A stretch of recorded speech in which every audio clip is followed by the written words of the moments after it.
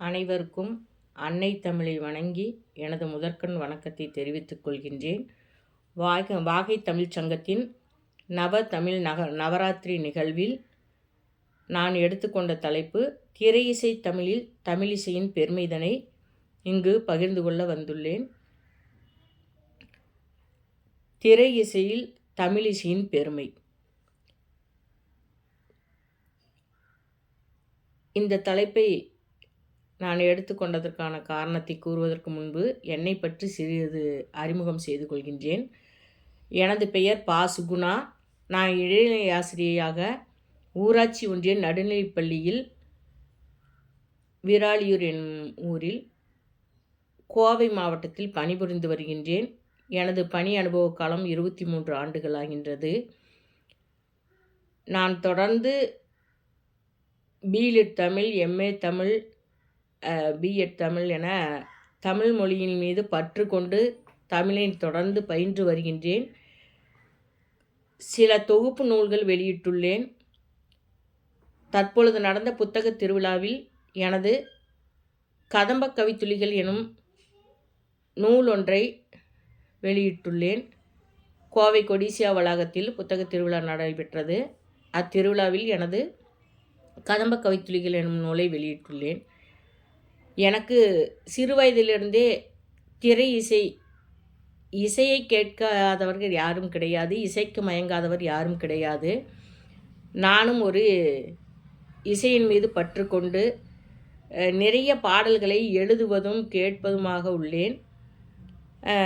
திரை இசையில் தமிழிசையின் பெருமைதனை கூற வேண்டுமென்றால், திரை இசையில் நாட்டுப்புற பாடல்கள், மெல்லிசை பாடல்கள், செவ்விசை பாடல்கள், கலப்பிசை பாடல்கள், துள்ளிசை பாடல்கள், காளை பூபாலம், போராட்ட பாடல்கள், வீரம் செறிந்த பாடல்கள், தன்னம்பிக்கை பாடல்கள், தத்துவ பாடல்கள் என அனைத்தும் தமிழ் மொழியின் பெருமிதனை இன்றும் என்றும் பறைசாற்றிக் கொண்டிருக்கின்றன. தமிழின் மீது பற்று கொள்ளாதவர் யாரும் இருக்க முடியாது. பல மொழிகள் கற்றிருந்தாலும் தமிழ் மொழியை கற்பதில் அனைவருக்கும் மிகுந்த ஆர்வம் உண்டு. நாட்டுப்புற பாடல் அதை கூறுவதற்கு முன்பு இறைவனை நாம் ஆன்மீக வழிபாடை நிச்சயம் ஒவ்வொரு செயல் தொடங்கும் முன்பும் எடுத்துக்கொள்ள வேண்டும். பக்தி பாடல் என்றால் நிறைய பாடல்கள் உண்டு. பக்தி பாடல்கள் பாடுவதில் கேபிஎஸ் அம்மா, கிட்டப்பா அவர்கள், தியாகராஜ பாகவதர், டிஎம்எஸ் அவர்கள், வாலி அவர்கள் பாடியுள்ளார், எஸ்பிபி அவர்கள் பாடியுள்ளார். நிறைய திரையிசையில் பக்தி பாடல்கள் இடம்பெற்றுள்ளன. நான் வசிக்கும் இடம் மருதமலை தேவரின் திருவுருள் எல்லாம் பார்த்துருப்பீங்க கண்டிப்பாக. அதில் நிறைய கருத்துள்ள முருகன் மீது பற்று கொண்ட பாடல்கள் நிறைய வந்துள்ளன. அதேபோல் திருச்செந்தூர் முருகன். திருச்செந்தூரின் கடலோரத்தில் செந்தில் நாதன் அரசாங்கம் தேடி தேடி வருவோர்க்கெல்லாம் தினமும் கூடிடும் தெய்வாம்சம். அசுரரை வென்ற இடம் அது தேவரை காத்த இடம். ஆவணி மாசியிலும் வரும் ஐப்பசி திங்களிலும் அன்பர் திருநாள் காணுமிடம்.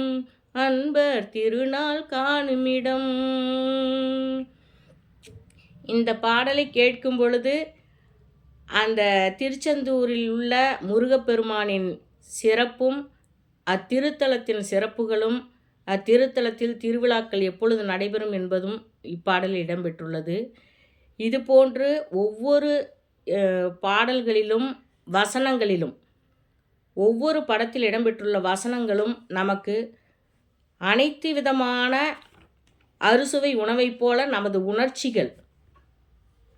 ஒவ்வொரு உணர்ச்சிகளையும் வெளிப்படுத்தும் விதமான தமிழ் வசனங்கள், பாடல்கள் இடம்பெற்றுள்ளன. பக்தி இசையில் இது என்றால், இசையை நீண்ட நேரம் நாம் ஆலாபனை செய்யும் பொழுது திரை இசையில் கர்நாடக சங்கீதம். கர்நாடக சங்கீதம் எடுத்தோன்னா நம்ம கற்றுக்கொள்வதற்கு கொஞ்சம் கடினமாக இருந்தாலும், கேட்பதற்கு மிக இனிமையாக இருக்கும். சந்தங்களை வைத்து நிறைய கீர்த்தனைகள் இயற்றப்பட்டுள்ளன. திரை இசையில் நாட்டுப்புற பாடல்கள். திரை இசையில் இடம்பெற்றுள்ள சிறந்த நாட்டுப்புற பாடல்கள், திரை இசை பாடல்கள்.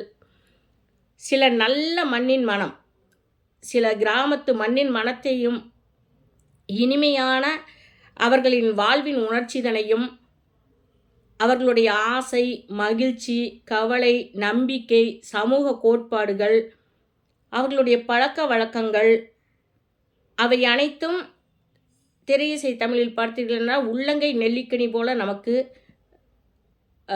பாடப்பட்டுள்ளன, வசனங்களும் இடம்பெற்றுள்ளன.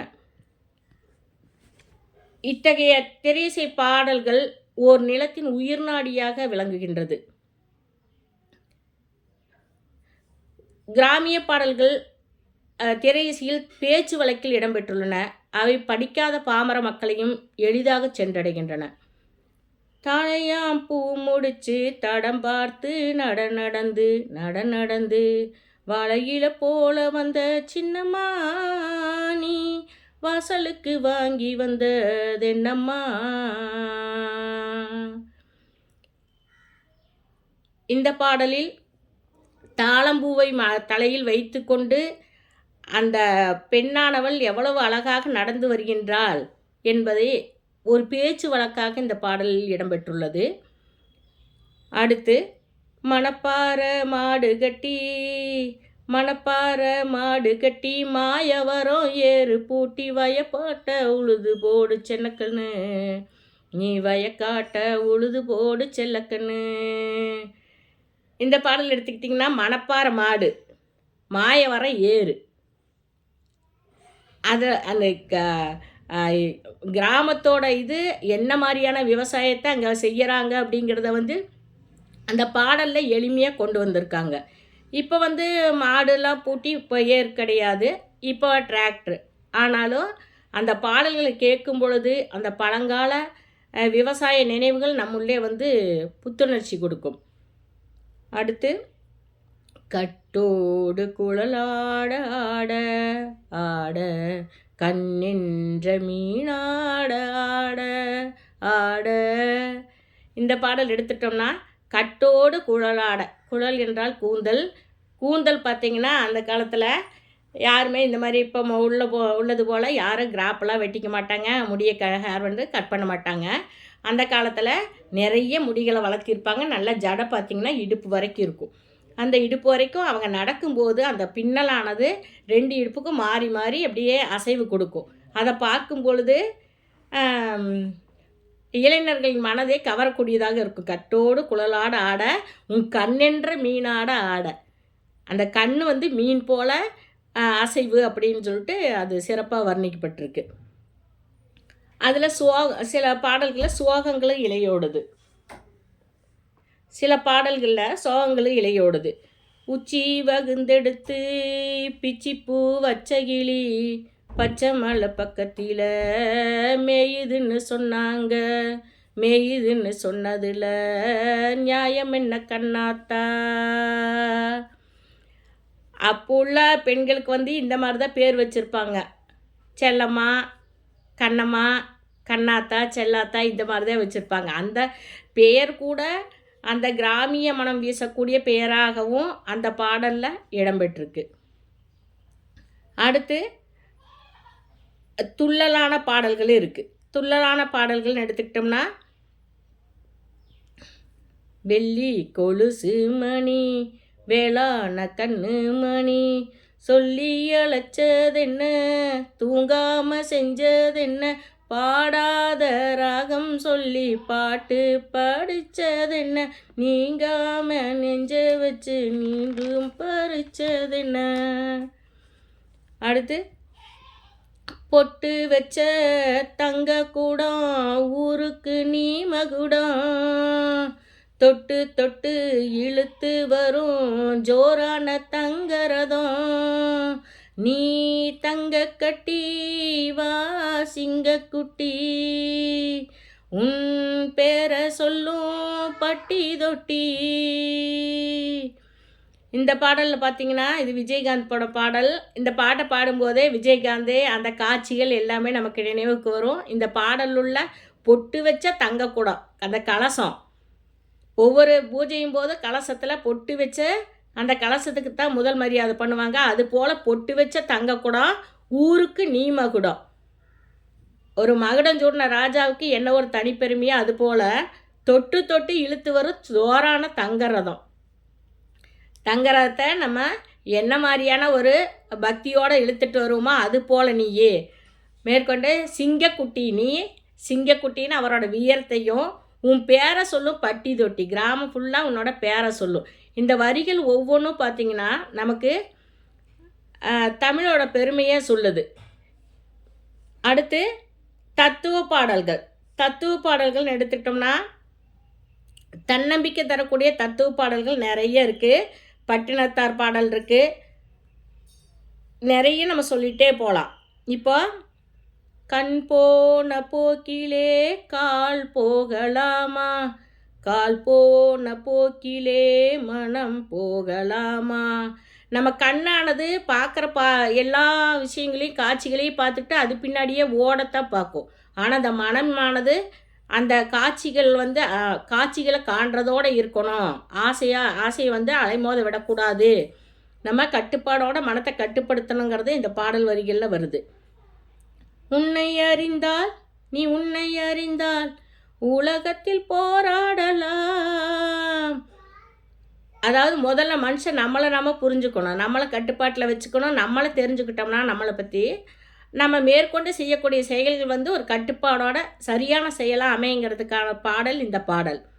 அடுத்து சட்டி சுட்டதடா கை விட்டதடா, புத்தி கெட்டதடா நெஞ்சை தொட்டதடா, ஆட்டி வைத்த மிருகம் இன்று அடங்கி விட்டதடா, அமைதி தெய்வம் முழு மனதில் கோவில் கொண்டதடா. அதாவது நம்ம வயது காலத்தில் எவ்வளவோ ஆணவ செயல்களை நம்ம செஞ்சிட்ருப்போம். அப்போ சட்டி எப்படி நம்ம வெறுங்கையில் தொட்டோம்னா சுடுதோ அது போல் அந்த செயல்கள் வாழ்க்கையில் நமக்கு நிறைய பாடங்களை கற்றுக் கொடுக்குது. அதுக்கப்புறமும் அந்த மிருகத்தை, அதாவது மனிதன் என்ற அந்த கட்டுப்பாடு இல்லாமல் நம்ம ஆடக்கூடிய ஆட்டமானது அந்த பட்டறிவுனால் நம்ம திரும்ப நம்ம நல்ல நிலைமைக்கு அமைதி தெய்வம் முழு மனதில் கோவில் கொண்டதடாங்கிறாங்க. ஆடின ஆட்டத்துக்கெல்லாம் சேர்த்து அந்த அமைதி தெய்வம் மனசுக்குள்ளே வந்துடும். அதுக்கப்புறம் நம்ம அதன் பிறகாவது நம்ம வாழ்க்கையில் அமைதியை கொண்டு நேர்மையான வழியில் இருக்கணுங்கிறத இந்த பாடல் சொல்லுது. படித்ததினால் அறிவு பெற்றோர் 1000 உண்டு, பாடம் படிக்காத மேதைகளும் பாரினில் உண்டு. படித்ததினால் அறிவு பெற்றோர் 1000 உண்டு. படித்தா மட்டும்தான் அவங்க மேதைன்னு கிடையாது, படிக்காத மேதைகள் இருக்காங்க. அவங்க யாருன்னு கேட்டிங்கன்னா நம்ம முன்னோர்கள் அதிகம் படிச்சிருக்க மாட்டாங்க. இப்போ உள்ளவங்க நிறைய நம்ம படிக்கிறோம், நிறைய எல்லாம் தெரிஞ்சுக்கிறோம். அவங்களோட முன்னோர்களோட அறிவு எப்படி இருக்குன்னு கேட்டிங்கன்னா படிக்கலைனாலும் அவங்கக்கிட்ட அனுபவ அறிவு அதிகமாக இருக்கும். அதை நமக்கு அவங்க சொல்லுவாங்க, அவங்களோட அனுபவங்களை சொல்லுவாங்க. அதை நம்ம பயன்படுத்தணுங்கிறத இந்த தமிழ் பாடல் நமக்கு உணர்த்துது. திரை இசை பாடலில் இப்போ ஒவ்வொரு பாடல்களும் நமக்கு நம்ம இப்போ எவ்வளவோ பாடல் வரிகளை எழுதிட்டு வரோம், வசனங்கள் எழுதிட்டு வரோம். ஆனால் அது எல்லாமே எங்கேருந்து கிடைச்சது அப்படின்னு பார்த்திங்கன்னா நம்ம புதுசாக எதையுமே கண்டுபிடிக்கல. அது நிதர்சனமான உண்மை. நம்ம ஏற்கனவே இலக்கியங்களில் அகநானூறு, புறநானூறு, சங்க இலக்கியங்களில் இருக்கக்கூடிய சொற்களை தான் நம்ம எடுத்து அதில் இருக்கிற சொற்களை தான் நம்ம வசனங்களாகவும் பாடல்களாகவும் இப்போ நம்ம ஏற்றிட்டு வரோம். நம்மக்கிட்ட புதுசாக எதுவுமே கிடையாது. நான் தான் கண்டுபிடிச்சேன் இந்த வரிகளை, இந்த கருத்தை நான் தான் கொண்டு வந்தேன்னு சொல்கிறதுக்கு நம்மக்கிட்ட எதுவுமே இல்லை. ஏன்னா அவ்வளவு விஷயங்கள் இலக்கியங்களில் இருக்குது. சங்க இலக்கியங்களில் எல்லாமே இடம்பெற்றாச்சு, புதுசாக எதுவுமே இல்லை.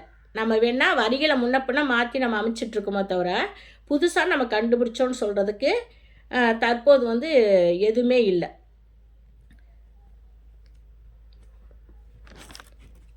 இப்போ இந்த குறுந்தொகை பாடலில் ஒரு பாடல் வரும். யாயும் யாயும் யாராகியரோ எந்தையும் நுந்தையும் எம்முறை கேளீர்னு.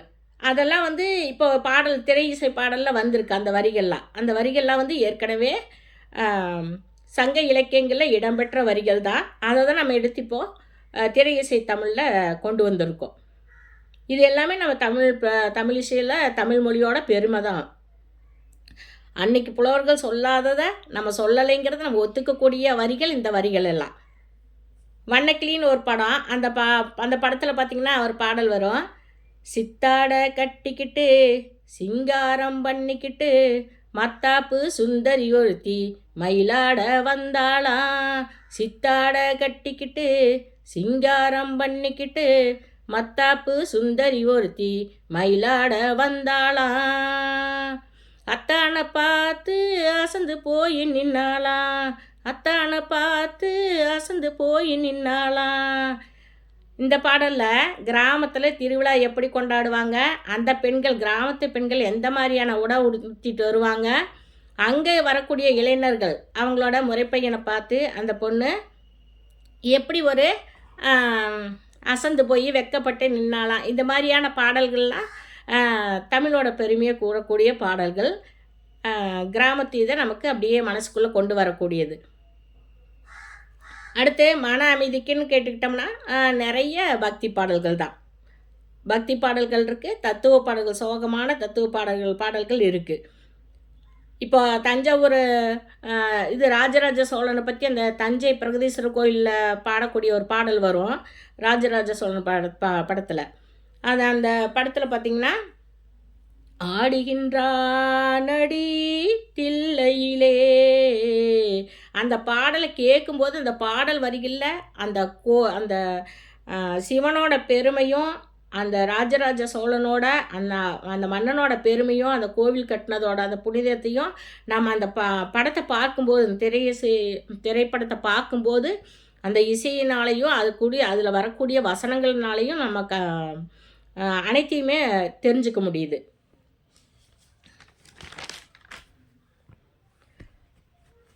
அடுத்து ஆன்மீக நிகழ்வுகளை கூறக்கூடிய அற்புதமான வசனங்கள் நிறைய நம்மளோட தமிழ் திரை இசையில் வந்திருக்கு. அதில் பார்த்திங்கன்னா, இப்போ இந்த கந்தன் கருணை, திருவிளையாடல் படம், அப்புறம் தேவர் ஃபிலிம்ஸோட துணைவன் படம், இந்த படமெல்லாம் பார்க்கும்போது பார்த்திங்கன்னா, கடவுள் ஆன்மீகத்தின் மீது நாட்டம் இல்லாதவர்களுக்கு கூட ஆன்மீகத்தின் மீது நாட்டம் வரக்கூடிய அந்த வசனங்கள், அந்த கடவுள் என்ன மாதிரியான திருவிளையாடல் செய்து அந்த உண்மைகளை சத்தியத்தை நிலைநிறுத்தினார் அப்படிங்கிறத வந்து அந்த படங்களை பார்க்கும்போது நமக்கு தெரிஞ்சுக்க முடியுது. அந்த வசனங்கள் ஒவ்வொன்றும் பார்த்திங்கன்னா அப்படியே தெரிக்கும். தமிழ் மொழியோட பெருமை தானே அப்படியே நம்ம உள்ளத்துக்குள்ளே என்றைக்குமே அழியாத ஒரு கல்வெட்டு மாதிரி கொண்டு போகும் அந்த வசனங்கள். அடுத்து பாசத்துக்குன்னு எடுத்துக்கிட்டோம்னா, யாராலையும் மறக்க முடியாதது பாசமலர் படம். அண்ணன் தங்கை இது சிவாஜி வசனங்கள் பார்த்திங்கன்னா, சாவித்திரி அம்மாவும் சிவாஜி கணேசன் ஐயா அவர்களும் அவ்வளோ சிறப்பாக அந்த வசனங்களை பேசியிருப்பாங்க. அந்த வசனங்கள் அவ்வளோ சிறப்பாக தமிழ் மொழியிலிருந்து தேர்ந்தெடுக்கப்பட்ட சொற்களை கொண்டு வாக்கியங்களை கொண்டு எழுதியிருக்காங்க. அடுத்து சேரன் பாண்டியன், அதுவும் அண்ணன் தங்கை பாசத்தை பற்றி படம் தான். அது கொங்கு தமிழில், கோவையோட கொங்கு தமிழில் ஒரு அந்த எப்படி இங்கே உள்ளவங்க எந்த மாதிரியான பேச்சு வழக்கில் பேசுவாங்களோ அதே மாதிரியான பேச்சு வழக்கு வசனங்களை அந்த தமிழ் மொழியில் கொண்டு வந்திருப்பாங்க. அதை பார்க்கும் பொழுது இந்த கோவை தமிழ், கொங்கு தமிழ் எப்படி இருக்குங்கிறத மக்கள் மனசில் அவ்வளோ ஒரு தெளிவாக புரியக்கூடிய வசனங்களாக அமைக்கப்பட்டிருக்கு. அடுத்து சின்ன தம்பி பெரிய தம்பி, அதுவும் இங்கே நான் வசிக்கக்கூடிய கோவை மாவட்டத்தை பற்றியே சொல்லிகிட்ருக்கேன் நீங்கள் நினைப்பீங்க. நான் இருக்கிறது கோவை மருதமலை. அதனால் அதில் வரக்கூடிய படங்களை எனக்கு எத்தனை முறை பார்த்தாலும் இதாகாது. வசனங்களாகட்டும் பாடல்களாகட்டும் அது எனக்கு ரொம்ப ரொம்ப பிடிச்சிருக்கு. அதனால் உங்கள் கூட நான் பகிர்ந்துக்கிறேன். சின்ன தம்பி பெரிய தம்பி அந்த படமும் அதே மாதிரி தான். பார்த்திங்கன்னா சத்யராஜ், பிரபு சார், நதியா கூட சேர்ந்து நடிச்சிருப்பாங்க. அதில் வரக்கூடிய வசனங்களும் அதே மாதிரி தான். ஒரு வெகுளித்தனமான ஒரு இதாக இருக்கும் அந்த வசனங்கள் எல்லாம். அடுத்து அம்மன் கோயில் கிழக்காலை படம் பார்த்துருப்பீங்க, விஜயகாந்த் சாரோடது. அந்த படத்தில் ஒரு யதார்த்தமான கதாநாயகனாக இருப்பார். அந்த கதாநாயகிக்கு புரிய வைக்கிறதுக்கான இதுக்கு அவர் அந்த அவங்க வந்து அந்த பெட்டி திரையிசை அந்த பெட்டி வந்து அவங்க இசைப்பெட்டி வந்து உடச்சிருவாங்க. அதுக்கப்புறம் அவங்கள வந்து புரிய வச்சு அந்த காதலை கொண்டு வர்றதுக்கான அந்த வசனங்கள் எல்லாமே வந்து மிகச் சிறப்பாக இருக்கும். அடுத்து நிறைய வந்து குழந்தைகளுக்கான அதாவது புத்திமதி கூறக்கூடிய சிறு குழந்தைகளுக்கு புத்திமதி கூறக்கூடிய பாடல்கள் வசனங்கள் நிறைய இடம்பெற்றிருக்கு.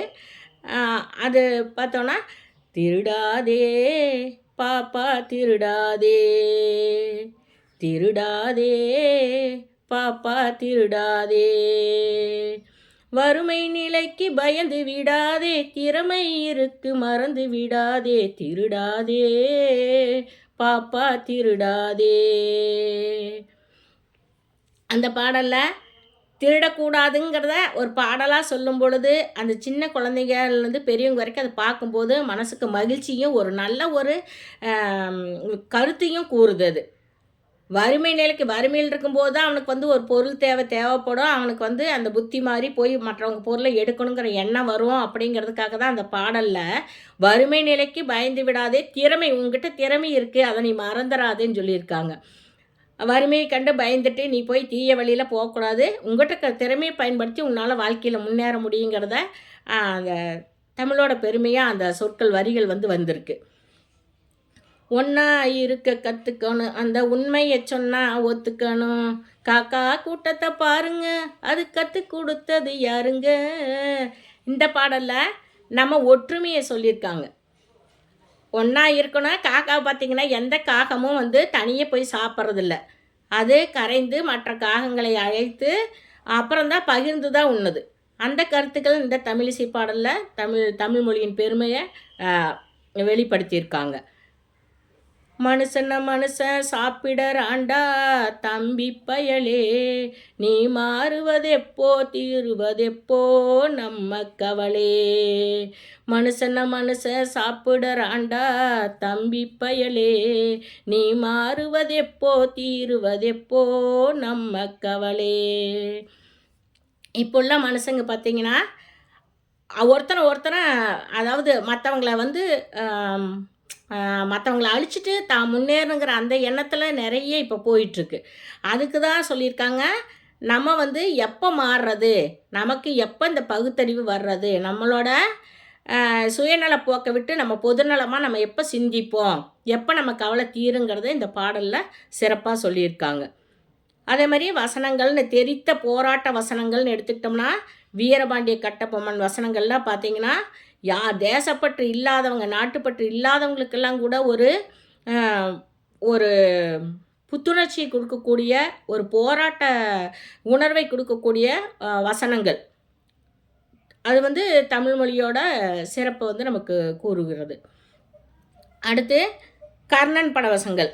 கர்ணன் இதில் பார்த்திங்கன்னா அவர் எந்த அளவுக்கு தன்னோட இதையெல்லாம் இறங்கி வந்து தான தர்மம் பண்ணுறாரு, அதனால் நமக்கு என்ன ஒரு புண்ணியம் கிடைக்கும், மற்றவங்களுக்கு ஈகை குணம் வரணுங்கிறதுக்கு புரிதலுக்காக எடுக்கப்பட்ட படம் அது. அடுத்து பட்டினத்தார் பாடலில் பார்த்திங்கன்னா அதாவது ஆசையை ஒழிக்கணும், அளவான வாழ்க்கை, பேராசை நமக்கு ஆபத்தை விளைவிக்கும், அது மாதிரி ஒரு கருத்துக்களை கூறக்கூடிய பாடல்கள் வசனங்கள் அந்த படங்களில்.